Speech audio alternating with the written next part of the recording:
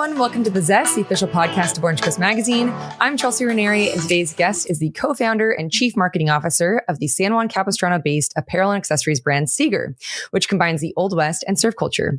The company recently opened its first flagship store at San Juan Capistrano's River Street Marketplace and is in more than 100 retailers worldwide. Thank you so much for being here today, Keith Anderson. Yeah, thanks for having me. Looking forward to it. It's been a long time coming. Yeah.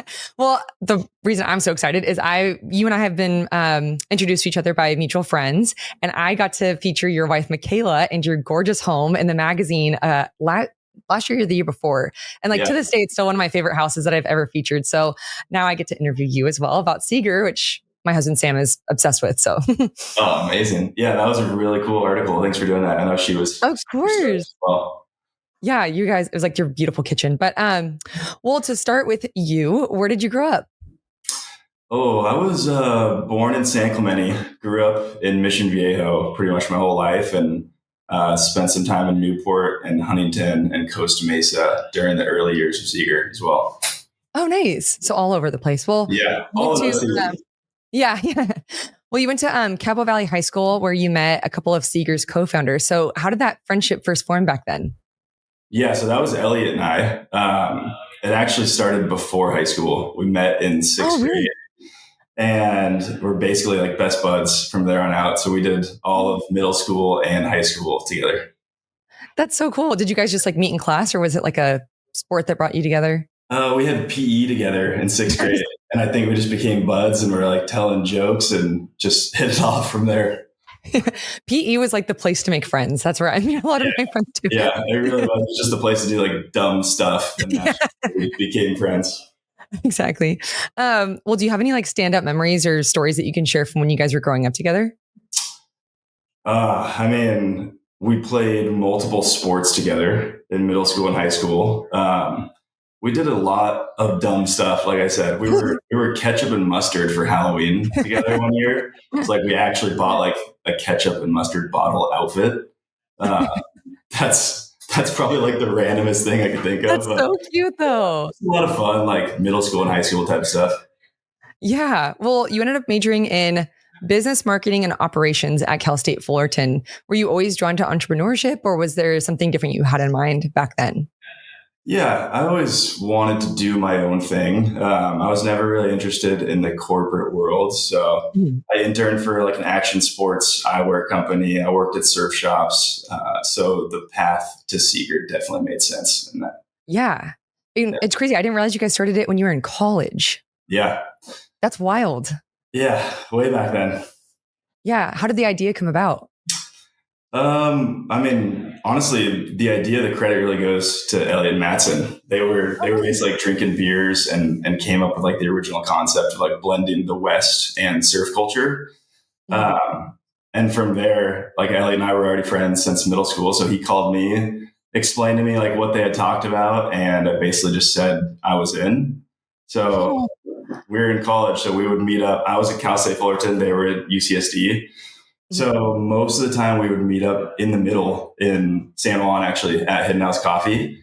And we would basically just talk about the brand and like riff off ideas and talk about like what we want to look like, how we want to feel.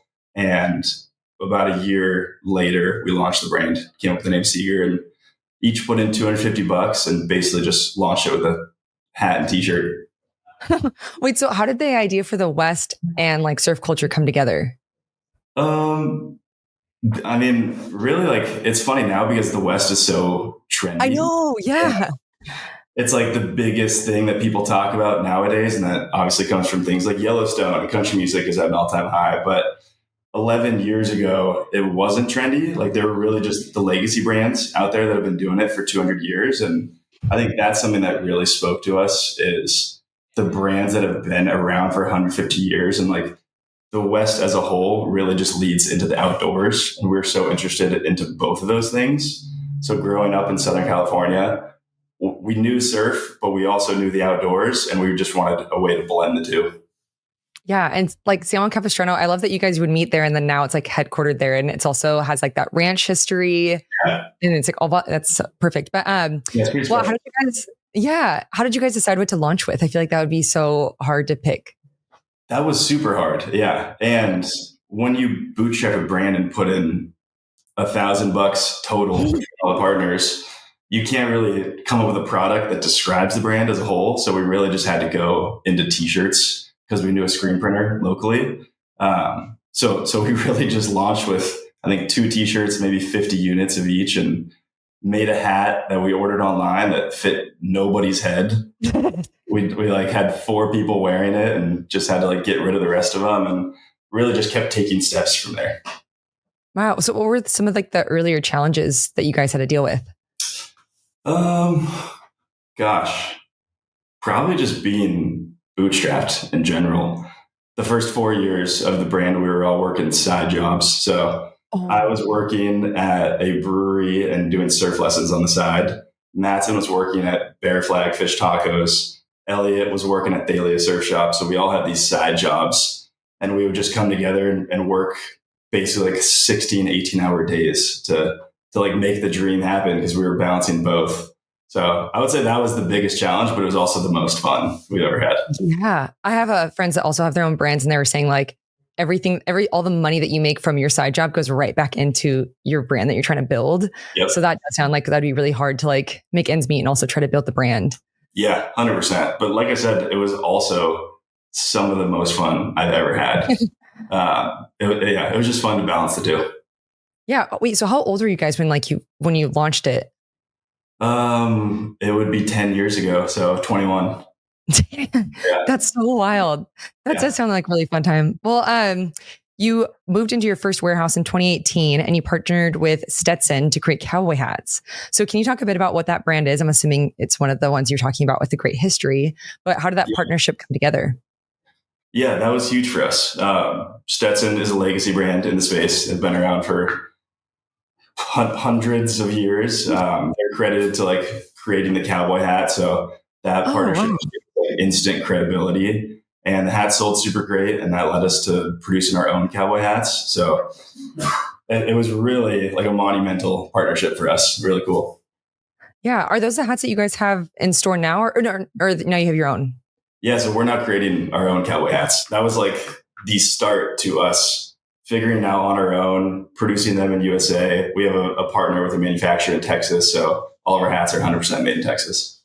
Wow. So what like makes like a good cowboy hat? Because I've tried some on that suck, and then some that like fit really nicely. Well, I think most cowboy hats that you see are not made in USA. And it really does make a difference in the quality. Like it takes 200 hands to make a single cowboy hat. So it's passed from station to station to station to finish it. So it's just a really special process, and they're using techniques that are like hundreds of years old. Whoa. Wow. I have like a new appreciation for cowboy hats. I had no idea. Really cool. Crazy. We've also collaborated with brands like Coors Banquet and Slow Tide. So what makes a good partnership for you? And are there any upcoming collaborations you'd like to shout out?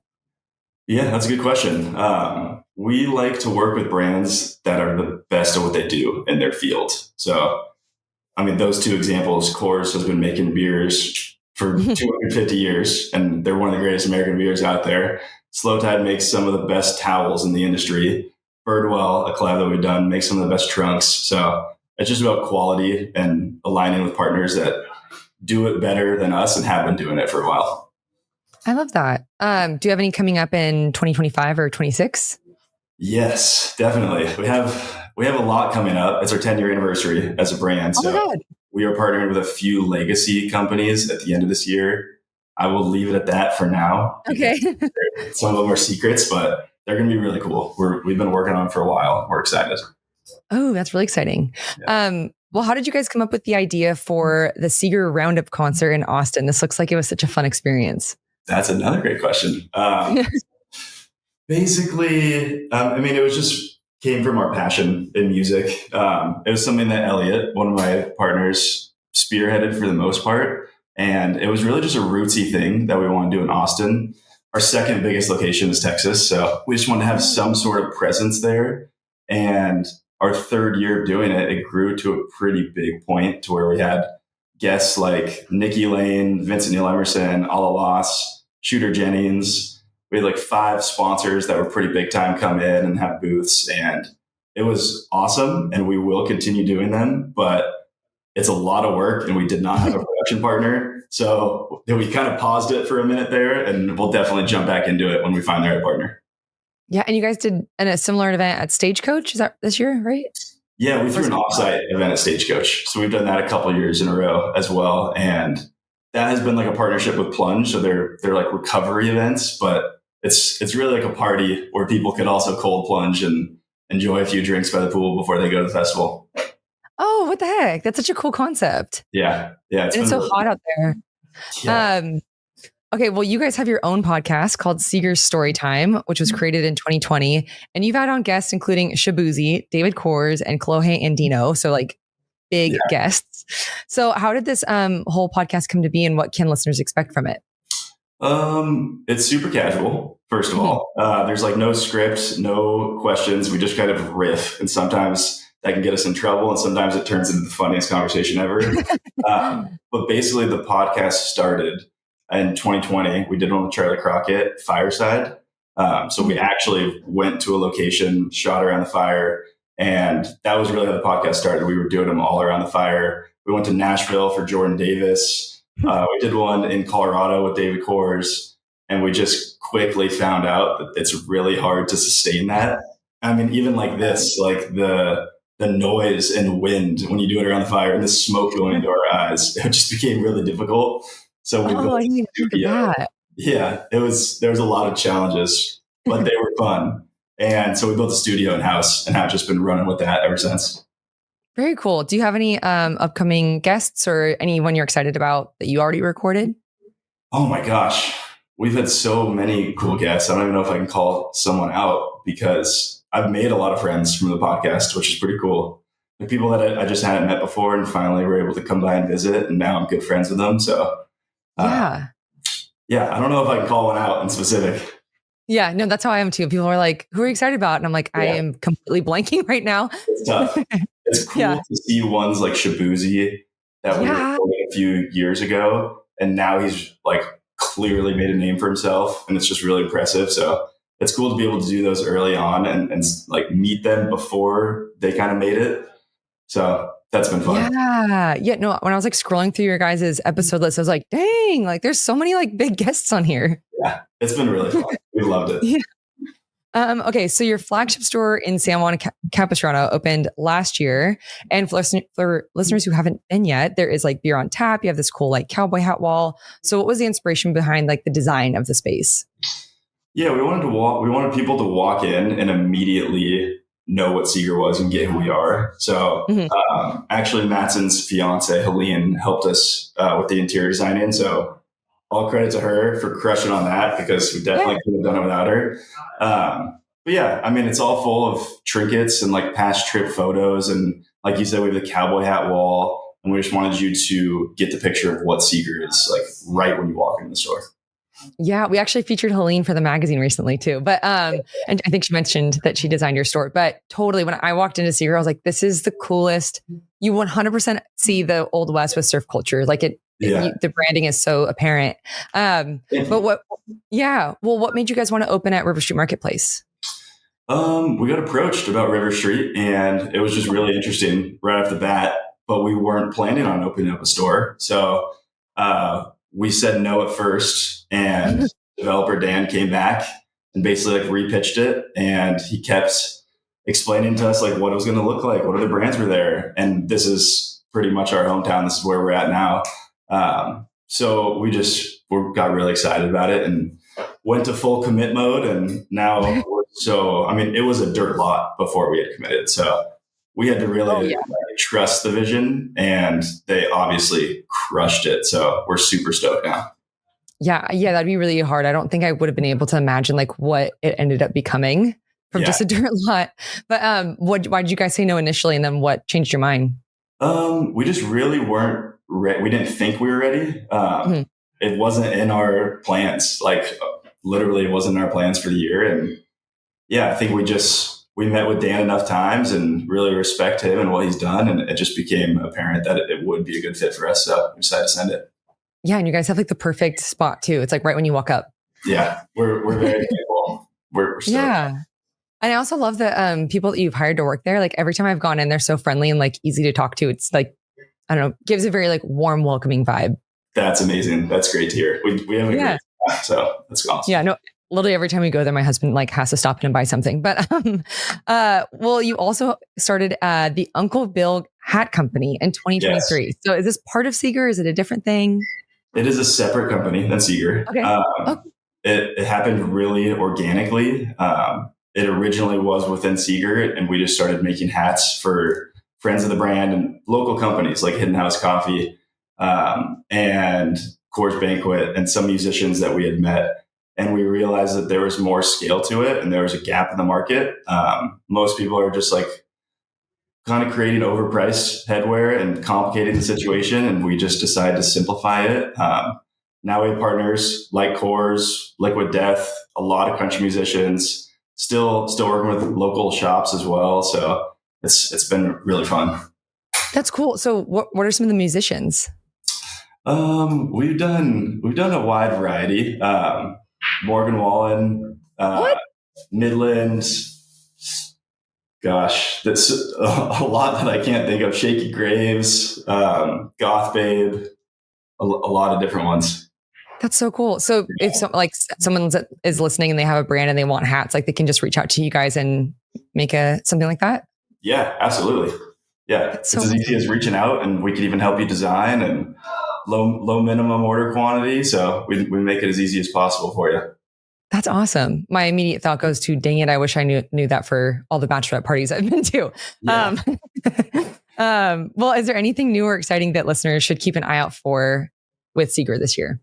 Like I said, it's our 10-year anniversary. So we have a lot of special things in the works. I would say this Q4 will be one of the most exciting seasons in our history. So I guess just keep an eye out for that. Yeah, awesome. Do you guys have any events at your store coming up? Yeah, we have a few product launches that we haven't yet released that we're going to talk about. I don't know when this episode goes live, but we're doing a film premiere at the US Open next week. Nice. One of our surfers, Finn McGill. So a few things coming up.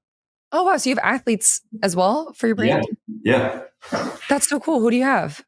A few surfers, skateboarders, photographers, outdoorsmen. We have a list called The Herd, which you can check out on our website. It's just friends of the brand and people who represent the brand. That's so cool. Yeah. Well, we're coming to the end of our time, but before I let you go, I have 3 final questions for you that we call the Thoughtful 3. Great. So first, looking back at your journey with Seager, what's a lesson that you've learned along the way that you wish you'd known earlier? That is a great question. I would say just having patience. Building a brand takes time, and you got to trust the long game. And it's something that I think we've done pretty well, just being bootstrapped and taking 10 years to get to the spot that we've been. But I just wish I had known that earlier. Yeah, that makes a lot of sense. I would feel the same way. Yeah. Well, what advice do you have for someone who wants to go into business with their friends? Start early. Don't avoid the hard conversations. One of our mentors always said, just if you have any issues, just like grab a bottle of whiskey and sit at a table and figure it out right then. So it's something that we've always taken to heart, and just like figure it out right when we have an issue. Lay it out on the table. Yeah, that's good advice. Well, lastly, so we all face moments of doubt or setbacks in our careers, but what has helped you get through the tough times or the moments of uncertainty?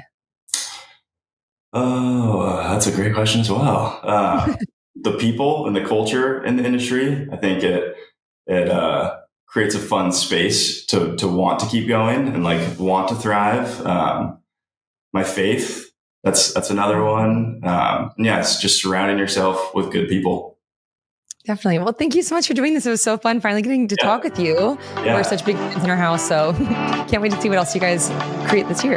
Thank you for having me. Really appreciate it. Of course.